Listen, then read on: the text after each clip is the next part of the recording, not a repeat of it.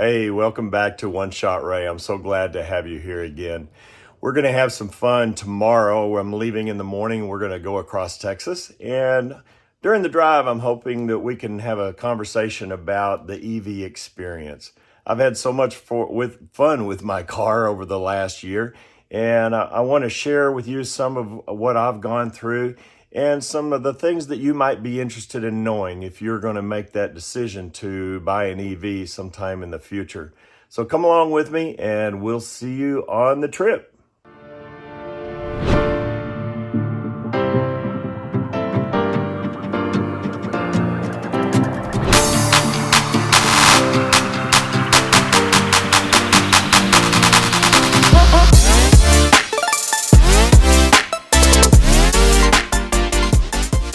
Well, we've made our first leg of the trip and we're charging up now. Everything's going great right now, and just wanted to talk a little bit about range you're going to get on your car. My car gets about 240 miles of range, but the cool thing is the charging stops are way before that. So we're at about 100 miles, 130 miles, and we're stopping to charge up. Gives us time to go into the bathroom, get a snack, and we should be pretty close to charged up and ready to go our next 130 miles. So that's the easy part about driving an EV. You have to think about it's a little more of a journey, and it's not all about getting there fast. And we're only adding just 20 minutes at this point. Let's see where we go from here.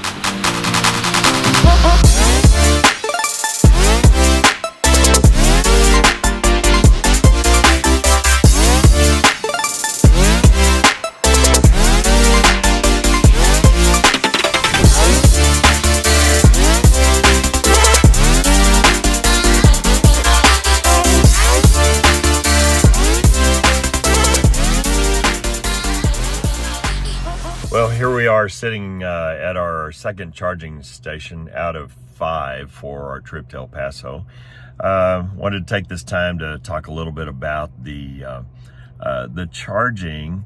The most wonderful thing about having an EV is that you wake up every morning with a full tank of gas, so to speak. You're always ready to go. It's just so convenient and so cheap. I'm paying right now $10 per kilowatt hour. It's but not $10, it's 10 Did I cents. say $10? Yeah. Oh, yeah. 10 cents per kilowatt hour. Sorry about that. That's why I have Deborah here with me. So, anyway, I have a 77 kilowatt hour battery. So it costs very little to fill it, and I have a 240 mile range. Now, you pay for that on the other end. When you go on a trip like we're doing right now, you have to stop and take some time to charge up. So that's what we're doing right now. So each stop, it looks like on this trip, may take about 20 minutes, and we're halfway through that right now. And but it's going fine. The charging's going really well, so it makes it quite easy. So think of going somewhere in your gas vehicle. You drive it until it's about at a quarter of a tank, and then you got to start looking for a gas station. And sometimes you're in areas like we're going to be out in West Texas, where it gets a little bit dicey. You don't know where you're going to stop to get gas, and you start worrying about gas mileage. And I've done that a number of times where I was going, oh man, I may have gone too far, because you didn't plan with gas. You just got in the car, because there's so many gas stations everywhere. You don't plan, you just get in and go. With electric car, you actually plan it out. We have apps that you can use to plan where you're going to go. So it's quite simple. You kind of figure out how far you have to go and have enough charge to get to where you want to go with a little bit left over. So it's actually quite easy to do. It's just done a little bit different. You have a little bit more planning to do, but it's definitely worth it for all that savings, all that ease, and not having to go to the gas station when I'm home. Now when I'm traveling, I do have to use the fast chargers, so that slows us down a little bit, but it's definitely worth it.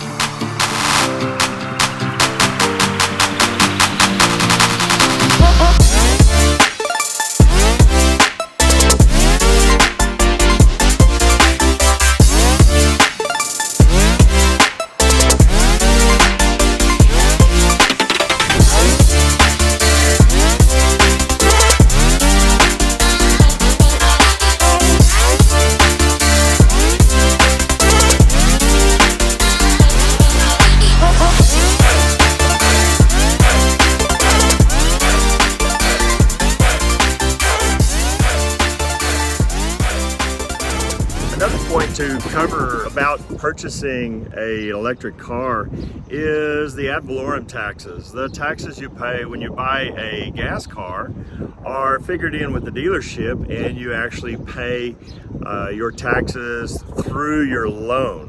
Okay, so you don't really notice the taxes, the sales tax. I was in registering my car one day, and a gentleman comes in to register his Tesla, and he was quite surprised when his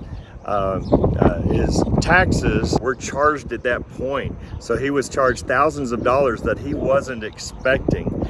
That's unusual, but it is through Tesla because they don't have local dealers and they're selling through their website, and so you have to pay the taxes separately. On my car, I was going to buy it online and take delivery at a dealership, but I ended up finding one at a dealership and I purchased it there. So I didn't have any surprises as far as the taxes were concerned. So it was just like buying a normal car, and everything was normal there.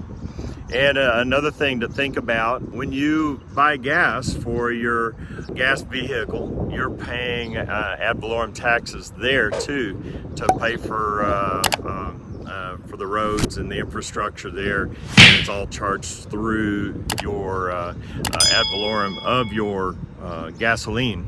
It's done a little bit different with electricity. It depends on the state you're in and what's going to happen, but it looks as if a lot of times the states may have an annual fee when you register your vehicle. There will be a tax there. It's really not that much when you put it all together, but it is worth talking about. So you will be taxed. The tax man will find you whether you have an electric car or a gas car.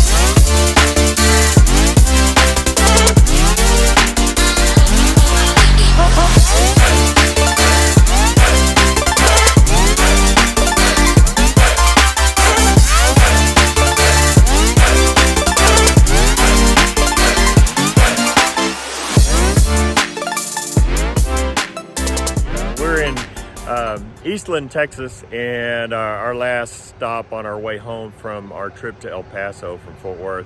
But I just wanted to stop and show you this since we're charging. That gentleman right here has a Rivian. He's pulling a camper with it, and we have another Rivian over here. Some really cool vehicles, and so there's so many things we can do with our EVs, and camping is one of them. Pulling trailers is something that's very doable. So we're gonna finish charging up. Just wanted you to see what